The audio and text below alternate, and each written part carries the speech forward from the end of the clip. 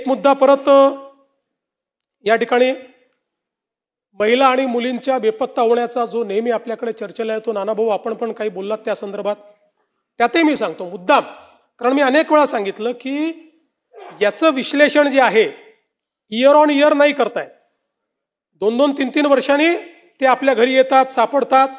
आणि म्हणून 2021 ते 26 असा एकत्रित आकडा तुम्हाला सांगतो. 2021 ते 26 बेपत्ता झालेल्या, आपल्याला माहिती आहे की याच्यातही सुप्रीम कोर्टाच्या आदेशामुळे कुठल्याही कारणानं ती घरून निघून गेली तरी बेपत्ता आणि किडनॅपिंग अशा प्रकारचाच गुन्हा आपल्याला दाखल करावा लागतो, दुसरा गुन्हा दाखल करता येत नाही. तर आपण जर बघितलं तर 2021 पासून 26 पर्यंत बेपत्ता झालेल्या महिला 2,34,811, त्यापैकी शोध लागले आणि आपल्या घरी पोहोचलेल्या महिला 2,17,758, म्हणजे 93% महिला यातल्या या घरी पोहोचल्यात. आणि हे जे 21 ते 26 सांगतोय, 25 आणि 26च्या 27-28 पर्यंत येतातच, सापडतातच. फारच कमी अशा होतात की ज्या आपल्याला सापडत नाहीत. आणि यातही आपण जर बघितलं तर विशेषतः 23 ते 26च्या काळातलं विश्लेषण आपण केलं की कारण काय असतात. आता मुलींच्या बाबतीत सर्वात मोठं कारण आहे प्रेम प्रकरण.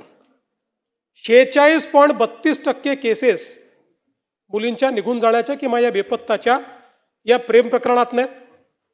20% कौटुंबिक वादात नाहीत. 2.81% मानसिक तणावात नाहीत.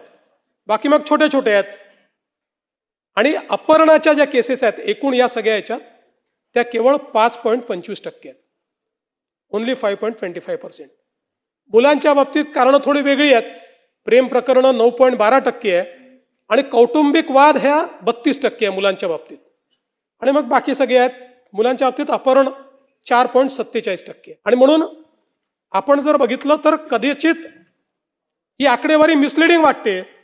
आता जर एखाद्याला सांगितलं की 3 वर्षामध्ये 2 लाखाच्या वर अपहरण झालं किंवा त्या ठिकाणी बेपत्ता झाल्या तर असं वाटतं काय चाललंय. पण ज्यावेळेस परत येण्याचा रेट आपण बघतो त्यावेळी लक्षात येतं की दुर्दैवाने समाजामधली या अडचणी आहेत ज्या आपल्याला समजून घ्याव्या लागतील. समाजामधले हे प्रॉब्लेम्स आपल्याला समजून घ्यावे लागतील.